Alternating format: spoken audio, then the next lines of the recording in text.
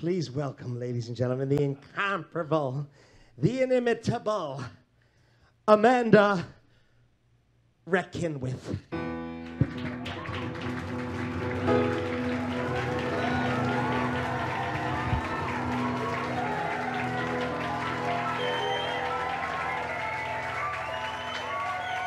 How lovely to be a woman, the wait was well worthwhile.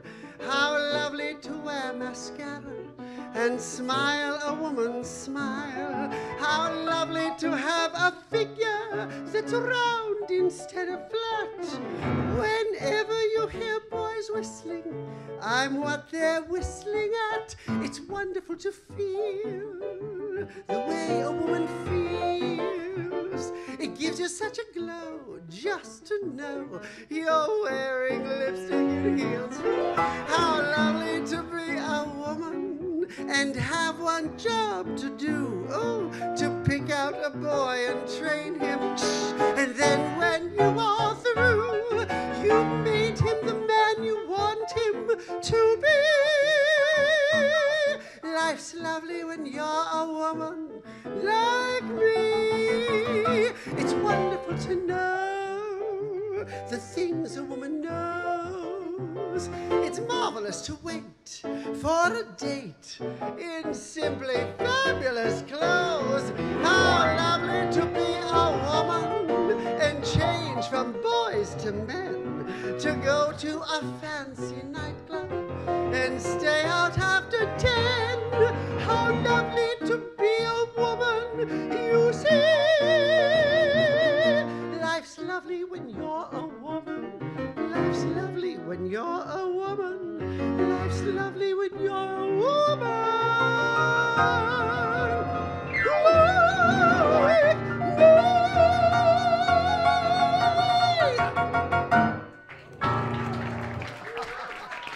Oh, thank you so much. Oh, Amanda, how wonderful to see you after all these years. Oh, darling, if you haven't guessed yet, I am Amanda Reckonwith. Yes.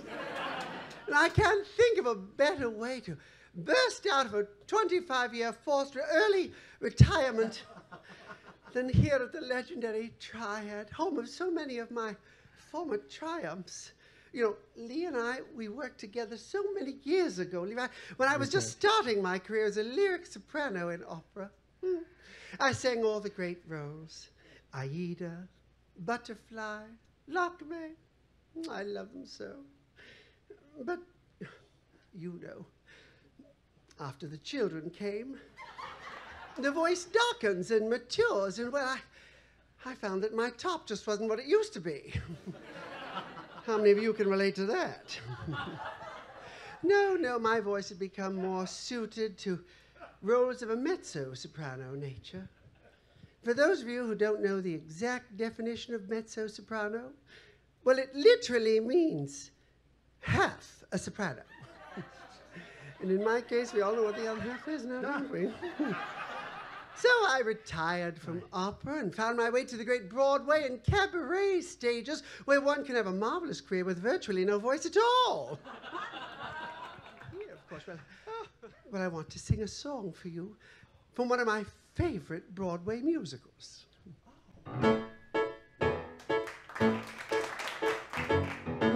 No, not that one. No, not that one. Not that one, Lee. Not that one. No. That's not your favorite musical? 10 years is enough for that one, darling. Okay. No. He just loves B.B. Newworth. I do love B.B. No, I'm talking about a musical by Cy Coleman called The Life. Did anybody get to see The Life? And you did. Oh, I thought I saw you there. Yes. Oh, yeah. Poor darlings. They went out of business faster than a hooker with lockjaw. Oh. But it was a wonderful show, really. Wonderful. And on a subject matter I thought quite universal, an over-the-hill prostitute. Well, darling, if they sang in Italian, you'd call it La Traviata. Well, now, this song is sung in the show by a character that everybody calls Queen. Imagine. Well, this poor Queen just doesn't know how to pick a man. And I know exactly how she feels. I have terrible luck picking men. I don't know why. Somewhere between my fourth and fifth husband, I realize I don't know how to pick a man. I guess it's because I just like the men the way I like my pantyhose. Queen size, super control top.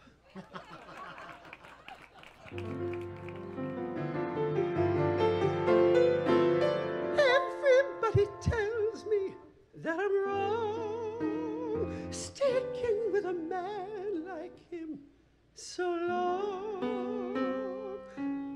Don't they think that I already know that? I discovered long ago that he's no good, but I'm no good without him. Don't matter what he's done before, I keep on coming back for more.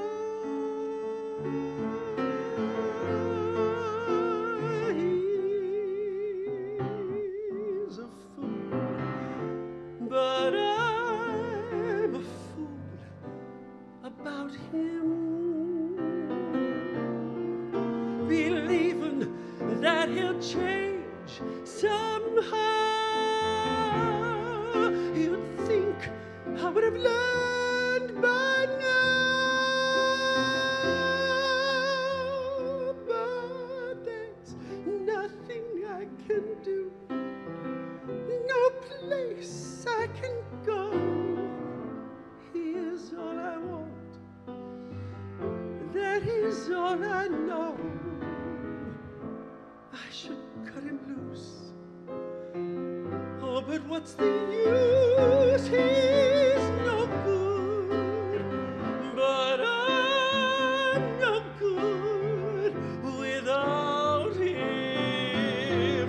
No, there's nothing I can do, no place I can go. He is all I want, that is all I know. I should cut him loose. Oh, but what's the use?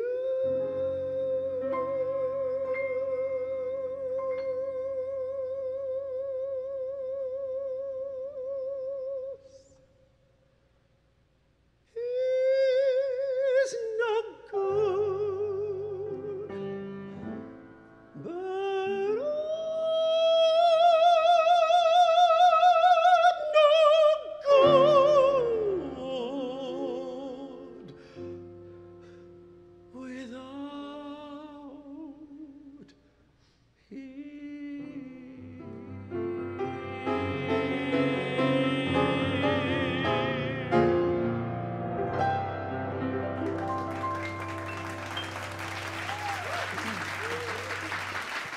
oh, thank you so much, darling. Thank you. Well, that was phenomenal, Amanda. Oh, thank you so Oh, much, it's so good to darling. hear you again. Oh, you know that song always reminds me of something my dear mummy once said to me when I was just a tiny tot of maybe 2 or 3. Mandy, she said. That's what mummy always called me. Mandy, she said, when life hands you a bowl full of lemons, it's an excellent time for a douche. She really did say, Mummy was very hygienic, really. I do wish you could have met my mother. She was a wonderful person after the shock treatment. A beautiful woman, a championship Scrabble player. I tell you, I remembered any hour of the day or night, all through my childhood, there'd be hordes of young men just sitting in our living room waiting for the opportunity to play Scrabble with my mother. She was very serious about the game, too. I had strict orders not to knock on that door till after the game was over. But I always knew when the game was over. I'd hear Mama yelling across the door in victory, "Yes! Yes! Yes!" And then a minute later, she'd fling open the door and shout, "Next!" She really loved that game. She really did. She did. Oh, but I digest. Where was I? Oh, yes. My next number. My last number. No, don't stop. No. Sit down, really. Security. This number is from a beautiful musical called Ballroom. And I just love that musical. I can never get enough Ballroom. It originally starred the legendary Dorothy Loudon. Let's hear it for Dorothy Loudon, shall we? Oh. Well, you know, I had the opportunity to work with Dorothy when we were both performing on a televised broadcast of a tribute to John Kander and Fred Ebb. Of course, you know, I have a very serious association with Kander and Ebb. And so we were both there, and I'll never forget meeting Dorothy Loudon. Oh, what an honor to work with such a legend. That's what she said. I was very flattered, really. Well, I picked this next number because I thought it was particularly prescient for your celebration of Pride, Lee. You see, because this number harkens back to a time when, well, people of my age, well, let's just say it, people over 25, you know, just didn't always enjoy the same freedoms and rights that we have today. Well, TikTok. Let's hope we have them tomorrow. But there was a time when many of us had to settle for less than 100%.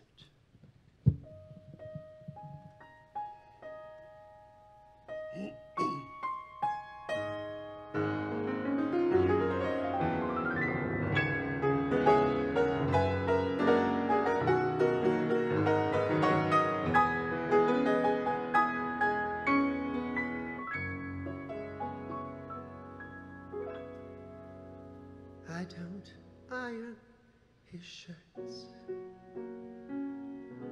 I don't sew on his buttons. I don't know all the jokes he tells or all the songs he hums. Though I may hold him all through the night,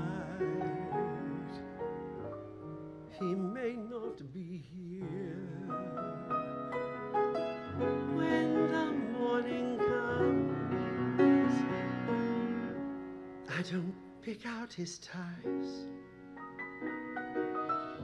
or expect his tomorrows, but I feel when he's in my arms, he's where he wants to be. We have no memories, bittersweet with time, and I doubt if he'll spend New Year's Eve with me. I don't share his name, I don't wear his ring. There's no piece of paper saying that he's mine, but he says he loves me, and I believe it's true. Doesn't that make someone belong to you? So I don't share his name, so I don't wear his ring, so there's no piece of paper saying that he's mine. So we don't have the memories. I've had enough memories. I've washed enough mornings, I've dried enough evenings, I've had enough birthdays to know what I want. Life is anyone's guess. It's a constant surprise. Though you don't plan to fall in love,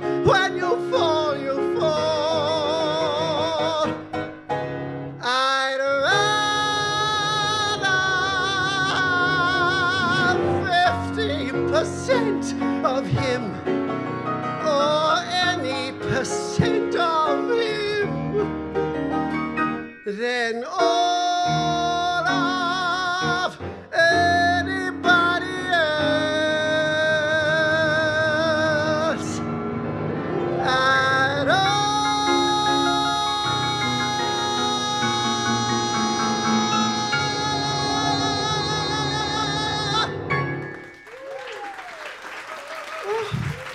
Thank you, darling. Oh, Amanda, that was absolutely spectacular. Ladies and gentlemen, Amanda Reckonwith. And she is, isn't she? Oh, darling. Oh, wow. Yes, indeed. Well, that.